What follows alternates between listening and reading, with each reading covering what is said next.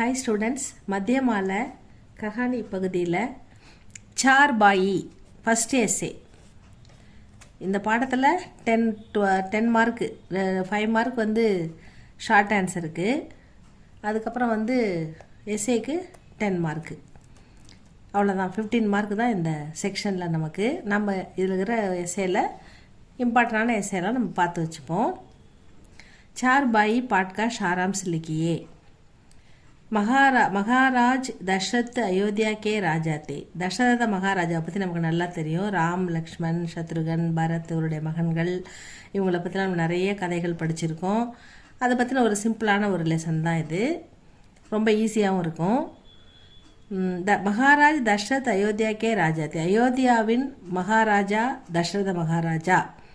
வே படே உதார் அவர் பிரதாபி தே. மிகவும் பெருந்தன்மையான தாராள மனப்பான்மை கொண்டவர், வீரமானவர், அதிகாரம் நிறைந்தவர். பிரதாபி அதிகாரம் நிறைந்த ராஜா, மகாராஜா.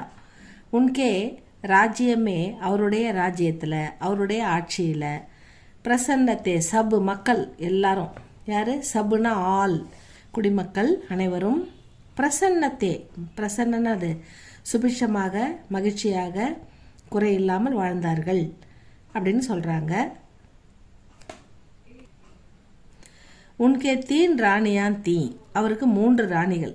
தீன் 3, ராணியா ராணியா 3 ராணிகள். படி ராணி கா நாம் கௌசல்யா தா. முதல் மனைவி, பெரிய மனைவி, அவங்க பேர் வந்து கௌசல்யா. மஞ்சளி ராணி கா நாம் சுமித்ரா. மஞ்சளி அப்படின்னா இரண்டாவது ராணியோட பெயர் சுமித்ரா. சுமித்ரா தா.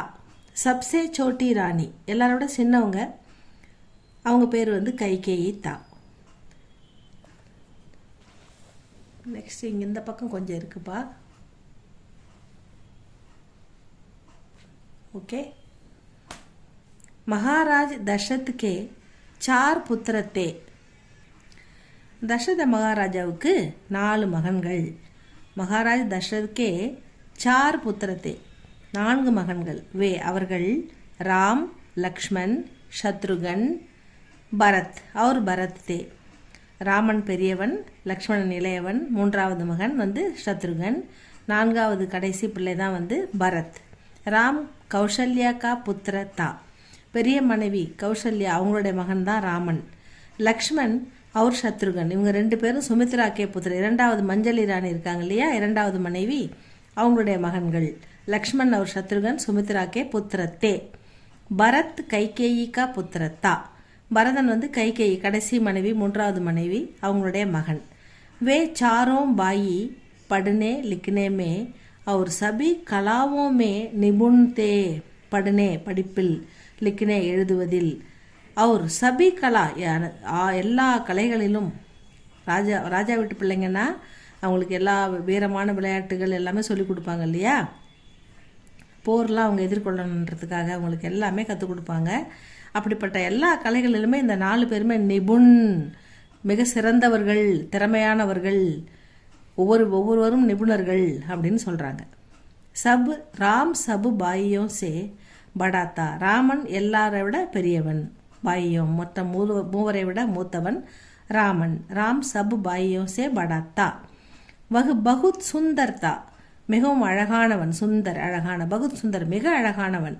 அவர் சபி பாயியோம் சே மற்ற 3 பிரேம் கர்த்தாத்தா, மிகவும் நேசிப்பவன், அன்பாக இருப்பவன், தன் தம்பிகளை பாசமாக பார்ப்பவன் அப்படின்னு அர்த்தம் இதுக்கு. இவ்வளோதான் எஸ்ஏ இதுக்கு ஸ்டூடெண்ட்ஸ். இது நல்லா படிங்க, எழுதி பாருங்கள்.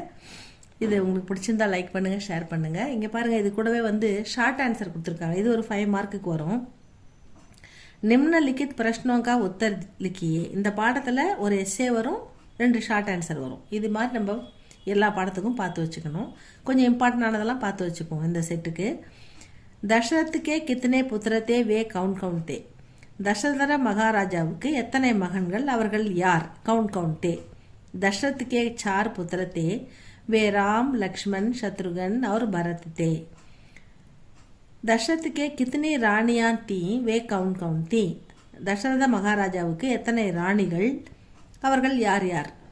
தசரத்துக்கே 3 ராணியான் தீ, அவர்களுக்கு தசரத மகாராஜாவுக்கு 3 ராணிகள். வே கௌசல்யா, சுமித்ரா, அவர் கைகேயி. அவ்வளோதான் ஸ்டூடெண்ட்ஸ். இந்த பாடத்தில் நமக்கு ஒரு சின்ன 10 மார்க் எஸ்ஏ, ஒரு 5 மார்க் ஷார்ட் ஆன்சர். இது மாதிரி நம்ம ஒரு இம்பார்ட்டன்ட் லெசன்லாம் கொஞ்சம் பார்த்து வைப்போம். இது நல்லா படிச்சுக்கோங்க. இது பிடிச்சா லைக் பண்ணுங்கள், ஷேர் பண்ணுங்கள். தேங்க்யூ ஃபார் வாட்சிங்.